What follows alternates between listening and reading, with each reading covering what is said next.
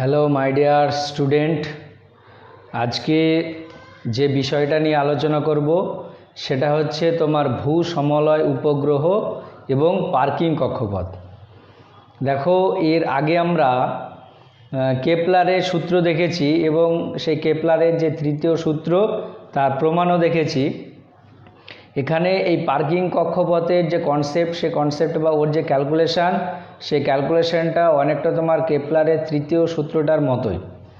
দেখো, এখানে ফার্স্টে যেটা আমাদের জানতে হবে যে ভূ সমলয় উপগ্রহ কি। দেখো, এখানে এই যে লেখা বা ওই কথার মধ্যে লুকিয়ে আছে যে ভূ সমলয় উপগ্রহটা কি।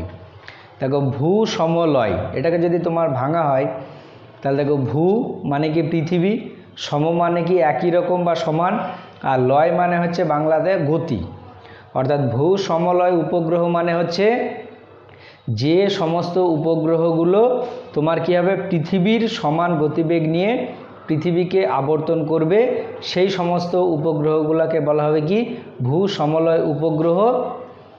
এবং বা আর ওর যে কক্ষপথ, অর্থাৎ ভূ সমলয় উপগ্রহগুলো যে কক্ষপথে পৃথিবীকে প্রদক্ষিণ করে সেই কক্ষপথটাকে বলা হচ্ছে কি তোমার পার্কিং কক্ষপথ।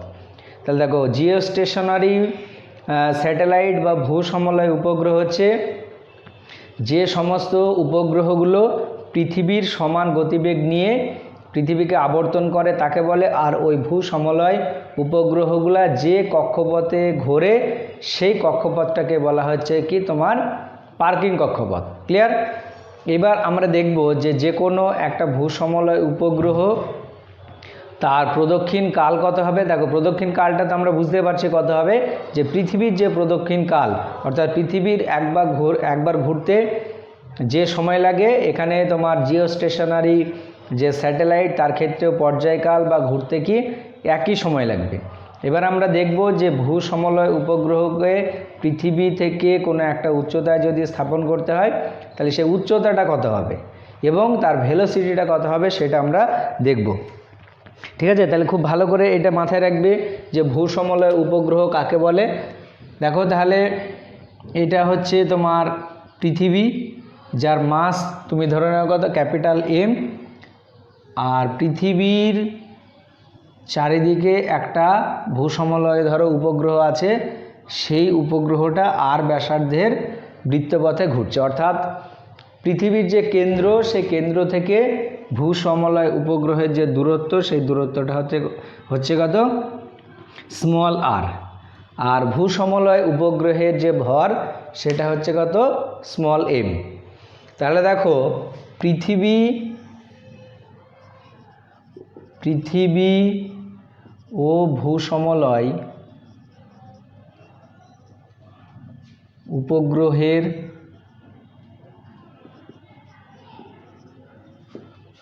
মধ্যে ক্রিয়াশীল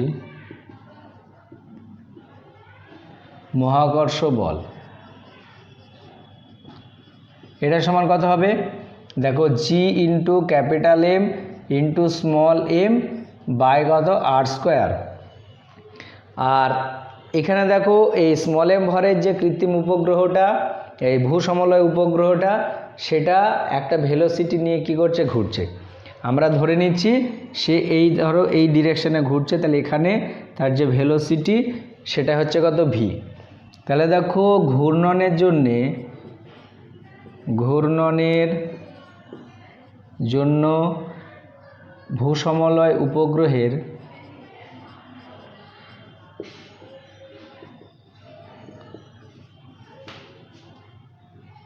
অপকেন্দ্র বল, এটা সমান কত আসবে। দেখো, এম ভি স্কোয়ার বাই কত, আর। তাই তো? তাহলে দেখো, এই যে ঘোরার জন্যে তার অপকেন্দ্র বলটা দরকার হচ্ছে, সেই বলটা সে কোথা থেকে পাবে, এই দিকে যে তোমার মহাকর্ষ বলটা কাজ করছে। দেখো, মহাকর্ষ বল এই দিকে, আর M V square by R এটা কোন দিকে, এই দিকে। তাহলে এটা হচ্ছে G into capital M into small M by কত, আর স্কোয়ার। তাহলে দেখো, এই মহাকর্ষ বল আর অপকেন্দ্র বলটা যদি পরস্পর সমান হয় তবেই বৃত্তাকার পথে ঘুরবে। দেখো, মহাকর্ষ বল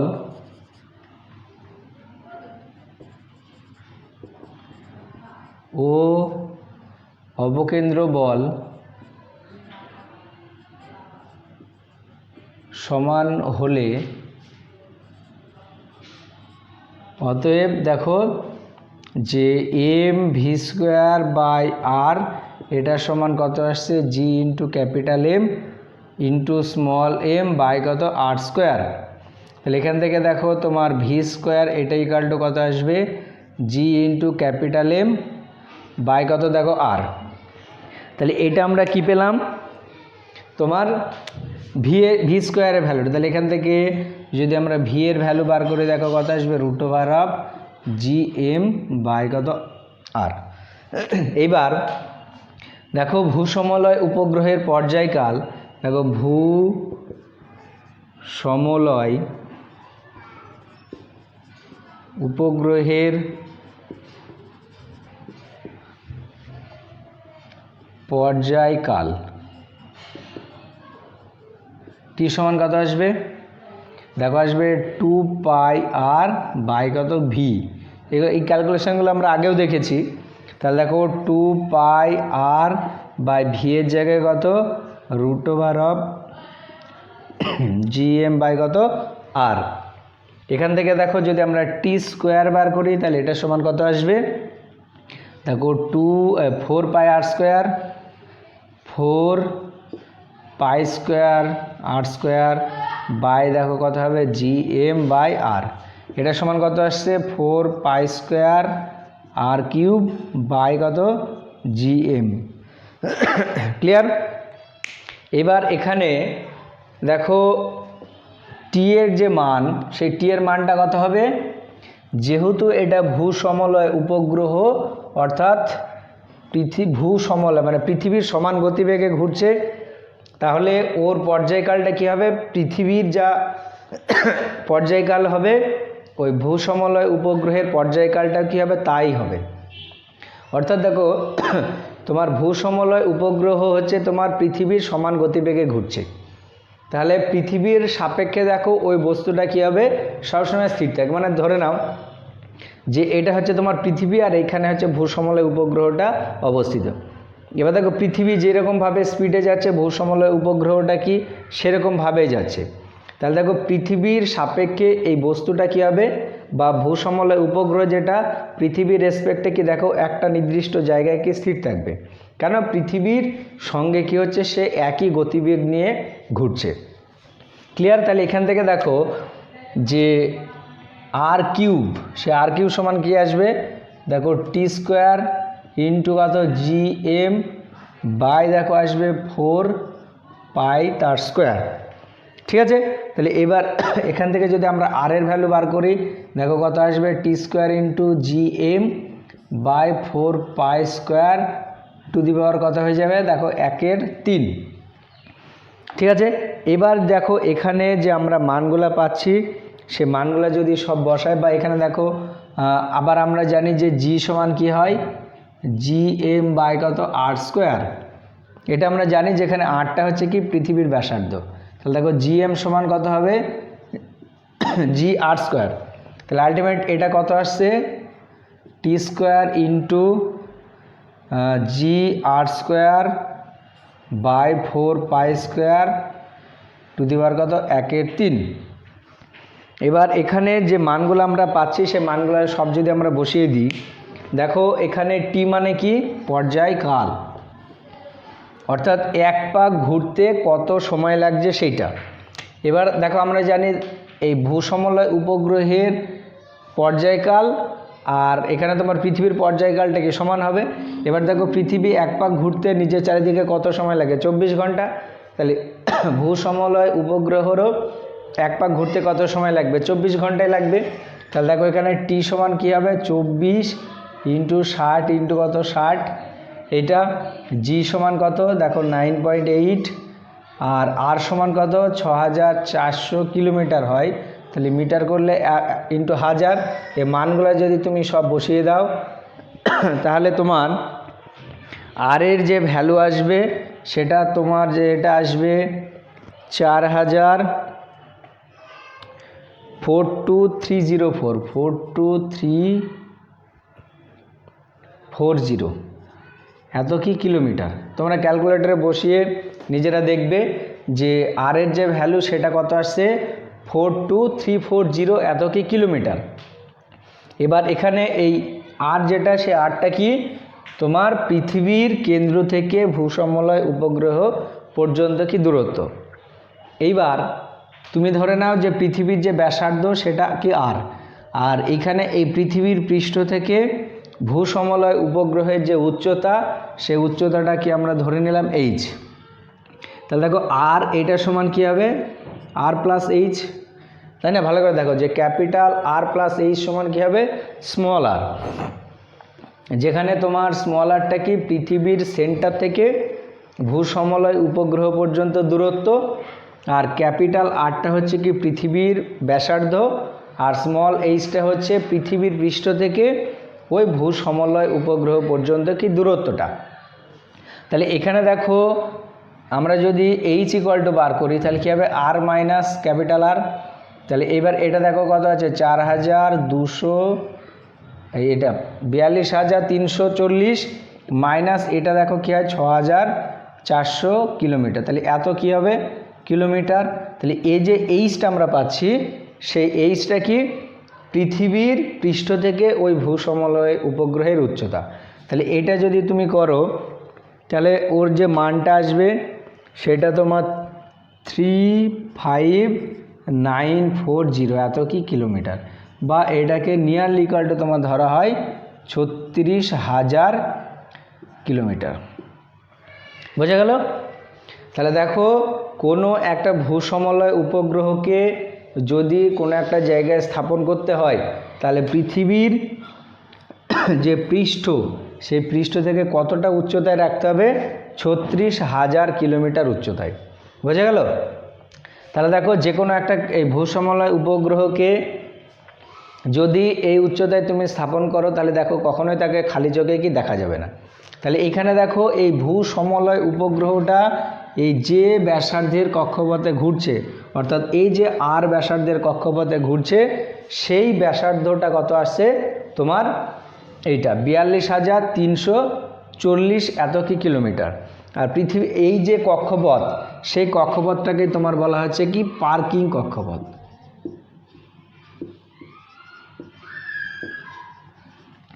তাহলে পার্কিং কক্ষপথ কাকে বলে? ভূসমলয় উপগ্রহটা বা ভূসমলয় উপগ্রহগুলি যে কক্ষপথে অবস্থান করে সেই কক্ষপথটা হচ্ছে কি তোমার পার্কিং কক্ষপথ। এবং পার্কিং কক্ষপথটা পৃথিবীর যে সেন্টার সেই সেন্টার থেকে কত কিলোমিটার উপরে থাকে দেখো 42,340, আর পৃথিবীর পৃষ্ঠ থেকে কত কিলোমিটার উপরে থাকে নিয়ার অ্যাবাউট কত 36,000 কিলোমিটার।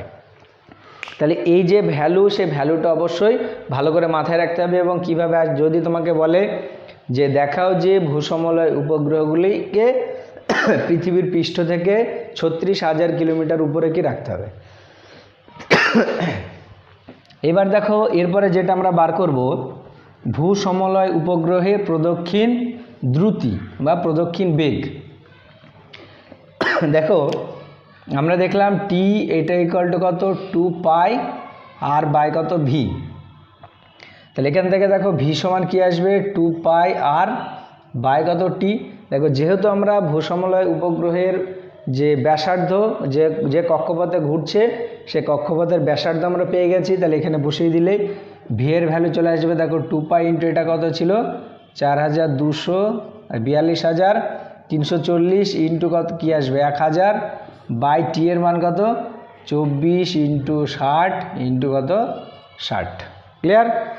তাহলে এই যে ক্যালকুলেশন সেটা যদি তুমি করো তাহলে যেটা তোমার আসবে 3.09 এত কিলোমিটার পার সেকেন্ড। বোঝা গেল 3.079। এটা হচ্ছে তোমার ওই ভূসমলয় উপগ্রহের গতিবেগ। অর্থাৎ এই ভূসমলয় উপগ্রহটা পৃথিবীকে যে বেগে কি করবে প্রদক্ষিণ করবে। অর্থাৎ দেখো পৃথিবীর গতিবেগ তাহলে কি হবে এইটা হবে। কেন? কারণ আমরা ভূসমলয় উপগ্রহ কাকে বলে? যার গতিবেগটা পৃথিবীর গতিবেগের সঙ্গে কি সমান হবে। তাহলে এইটা যদি ভূসমলয় উপগ্রহের গতিবেগ হয় তাহলে এইটাই কি পৃথিবীর গতিবেগ। তাহলে দেখো ভূসমলয় উপগ্রহের গতিবেগটা এইটা যেটা আসছে সেটা দেখো আমরা মুক্তিবেগের যে মান জানি 11.2 কিলোমিটার পার সেকেন্ড, তার থেকে কি কম। তাহলে এখানে অবশ্যই এটা মাথায় রাখতে হবে যে আমরা এর আগে কৃত্রিম উপগ্রহের ক্ষেত্রে দেখেছি যে ভূসমলয় বা যে কোনো একটা কৃত্রিম উপগ্রহের বেগের মানটা তোমার VE/√2 এর থেকে কম হবে না, আর VE এর থেকে কি বেশি হবে না, ওর মিডিলে কি হতে হবে। বোঝা গেল?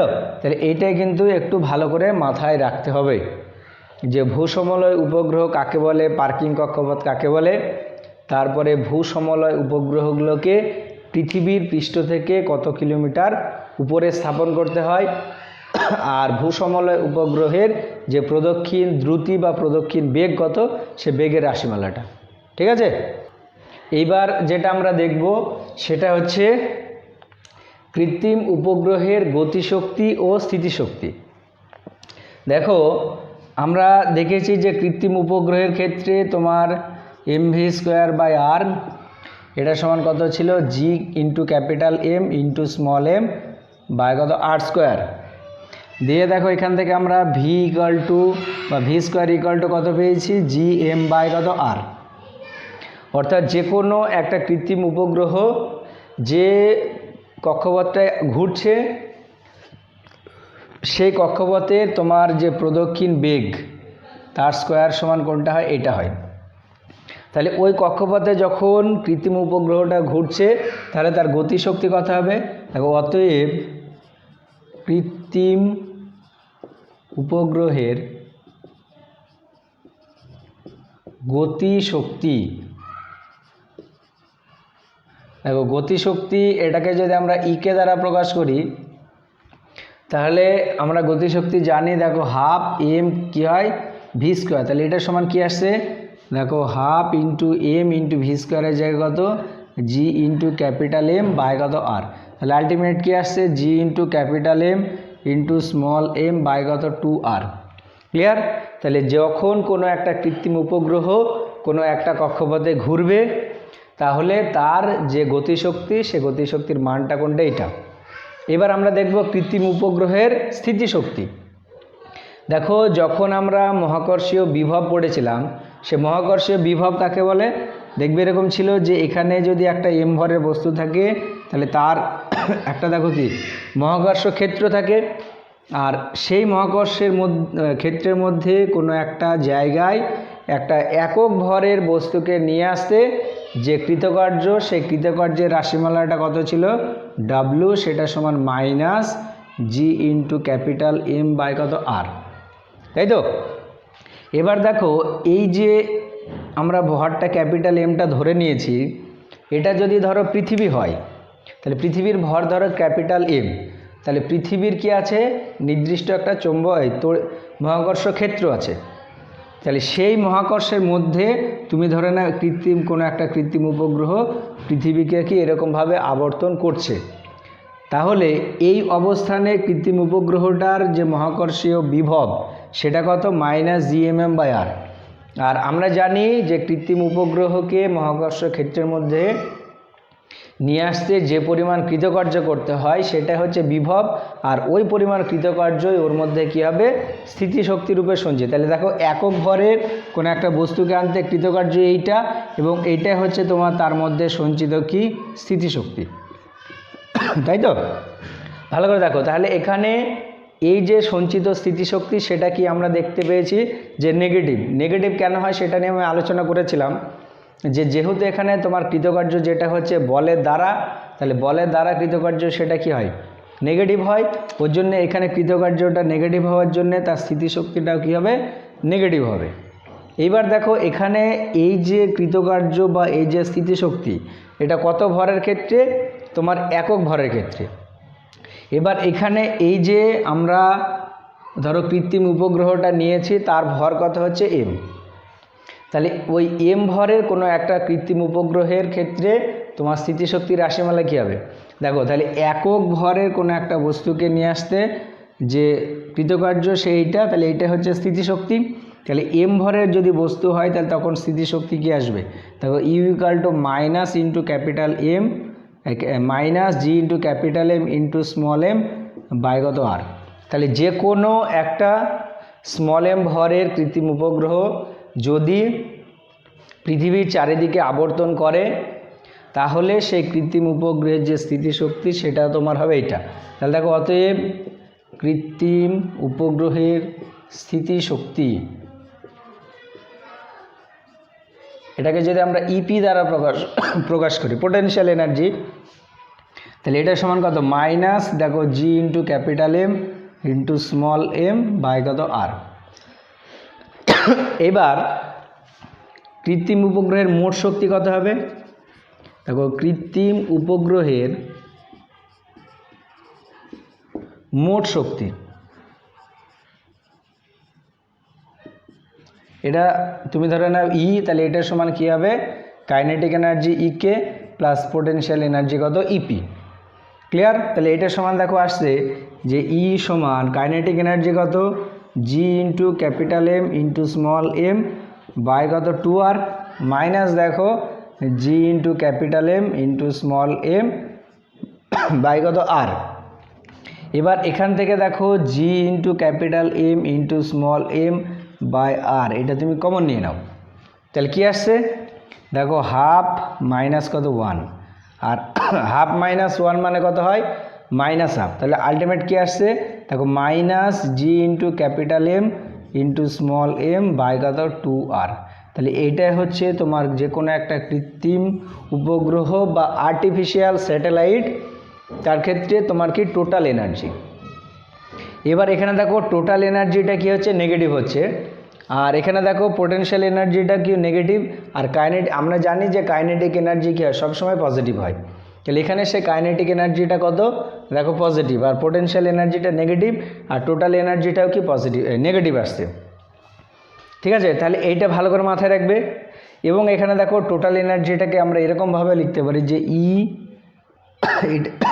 এটা ইকুয়াল টু মাইনাস অফ দেখো তোমার ইকে, এটার সঙ্গে সমান হবে, তাই না? ভালো করে দেখো যে ইপি সমান ই সমান মাইনাস অফ কত ইকে, অর্থাৎ যে কোনো একটা কৃত্রিম উপগ্রহের যে মোট শক্তি সেটা গতিশক্তির সঙ্গে সমান হয়, কিন্তু গতিশক্তিটা কি তোমার প্লাস আর টোটাল শক্তিটা কি মাইনাস হয়। আবার আরেকটাও আমরা ভাবতে পারি, দেখো এখানে ইপি ই এটার সমান দেখো মাইনাস এখানে দেখো জি এম এম বাই আর মানে কত ইউ। আচ্ছা, এর স্থিতিশক্তিটাকে আমরা এটাকে আমরা ধরো ইপি ধরে নিই, তাহলে এটা হচ্ছে ইপি। তাহলে দেখো minus of E P M plus E P by কত 2। দেখো এখানে টোটাল এনার্জিটা কি এখানে কি মাইনাস আছে, আবার পোটেনশিয়াল এনার্জিতেও কি আছে মাইনাস আছে। তাহলে দেখো এই minus G M M by R সেটা সমান কত ইপি বাই 2। তাহলে এখানে দেখো আলটিমেটলি আমরা কি পাচ্ছি যে ইপি সমান কত 2 ইন্টু ই। অর্থাৎ এখানে দেখো যে তোমার যে কোনো একটা কৃত্রিম উপগ্রহের যে পোটেনশিয়াল এনার্জি সেটা তোমার টোটাল এনার্জির কি দ্বিগুণ। বোঝা গেল? তাহলে এইটা একটু ভালো করে মাথায় রাখতে হবে যে কোনো একটা কৃত্রিম উপগ্রহের তোমার পোটেনশিয়াল এনার্জি কত, কাইনেটিক এনার্জি কত এবং টোটাল এনার্জির ইকুয়েশন কি, সেই তিনটি ইকুয়েশন যদি আমরা ভালো করে মাথায় রাখি তাহলে তাদের মধ্যে কি আমরা একটা রিলেশনও কি পেয়ে যাব। বোঝা গেল? তাহলে কৃত্রিম উপগ্রহ কাকে বলে, কৃত্রিম উপগ্রহের স্থিতিশক্তি, কৃত্রিম উপগ্রহের গতিশক্তি, মোট শক্তি, তারপরে এর আগে যেটা আমরা দেখলাম তোমার কি ভূসমলয় উপগ্রহ বা পার্কিং কক্ষপথ, এটা ভালো করে দেখবে।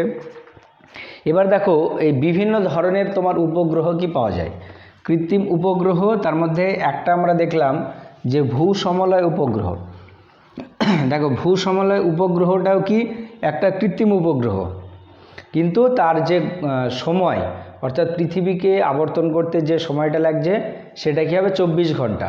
অর্থাৎ দেখো এটা যদি তোমার পৃথিবী হয় আর এখানে কোনো একটা কৃত্রিম উপগ্রহ আছে, সেই পৃথিবী ধরো যেরকমভাবে ঘুরছে এটাও যদি সেরকমভাবে এইভাবে আবর্তন করে, তাহলে দেখো পৃথিবীর সাপেক্ষে এই বস্তুটাকে দেখলে তোমার কি মনে হবে, স্থির মনে হবে। অর্থাৎ এই কোনো একটা ধরো কৃত্রিম উপগ্রহের সাহায্যে তুমি কোনো একটা জায়গার কোনো কিছু একটা লক্ষ্য করতে চাইছো। তুমি ধরে নাও যে এই জায়গাটা তুমি ধরে নাও যে ইন্ডিয়া আছে, সেই ইন্ডিয়ার টোটাল জায়গাতে কি ঘটনা ঘটছে সেটা যদি ধরো আমরা দেখতে চাই, তাহলে ইন্ডিয়ার যে উপরিপৃষ্ঠ বা পৃথিবীর যে পৃষ্ঠ সেই ইকুয়াল টু দেখো আমরা জানি কত 36,000 কিলোমিটার। সেই কিলোমিটার উপরে যদি একটা তুমি ভূসমলয় উপগ্রহটা রাখো, তাহলে দেখো এই উপগ্রহটা সবসময় কি করবে, তোমার এই ইন্ডিয়ার উপরে যাবতীয় যে ঘটনা ঘটছে সেই ঘটনাগুলোকে কি করতে পারবে, পর্যবেক্ষণ করতে পারবে। ঠিক আছে, এইবার দেখো এরকম যদি আবার করতে চাও, এরকম করা হয় যে আমরা জানি যে পৃথিবীকে পশ্চিম থেকে পূর্ব দিকে কি আবর্তন করে। এইবার তুমি ধরো একটা কৃত্রিম উপগ্রহ নিলে বা কোনো একটা কৃত্রিম উপগ্রহকে স্থাপন করলে, সেই কৃত্রিম উপগ্রহটা ধরো পূর্ব থেকে পশ্চিমে ঘুরছে, বা তুমি ধরে নাও উত্তর দক্ষিণ মুখ করে ঘুরছে। ভালো করে দেখো, একটা তুমি এরকম ধরে নাও যে পৃথিবী সেটা পশ্চিম থেকে পূর্বে এইভাবে ঘুরছে, আর একটা উপগ্রহ নিলে সেটা ধরো উত্তর দক্ষিণ এইভাবে করে ঘুরছে। তাহলে যখনই এইভাবে ঘুরবে, তাহলে দেখো ওই কৃত্রিম উপগ্রহটা তোমার অনেকটা জায়গা কিন্তু সবসময় কি করতে পারবে, দেখতে পাবে। বোঝা গেল? তাহলে সেই ধরনের উপগ্রহ আছে, সেই উপগ্রহর অন্য একটা নাম আছে, সেগুলোকে তোমার বলা হয় পোলার স্যাটেলাইট, তারপরে জিও সিনক্রোনাস স্যাটেলাইট, এরকম বিভিন্ন ধরনের কি তোমার স্যাটেলাইট বা কৃত্রিম উপগ্রহ কি পাওয়া যায়। তাহলে দেখো যদি পার্টিকুলার কোনো একটা জায়গার তুমি কোনো কিছু পর্যবেক্ষণ করতে চাও, পর্যবেক্ষণ বলতে কি করা হয়, কোনো একটা জায়গা তোমার ধরো ওয়েদার, সেখানে তোমার বৃষ্টি হওয়ার সম্ভাবনা আছে কি নেই, বা ওখানে যাবতীয় যে ঘটনাটা ঘটছে সব কিছু কিন্তু এই ভূসমলয় উপগ্রহের সাহায্যে কি পাওয়া যাবে।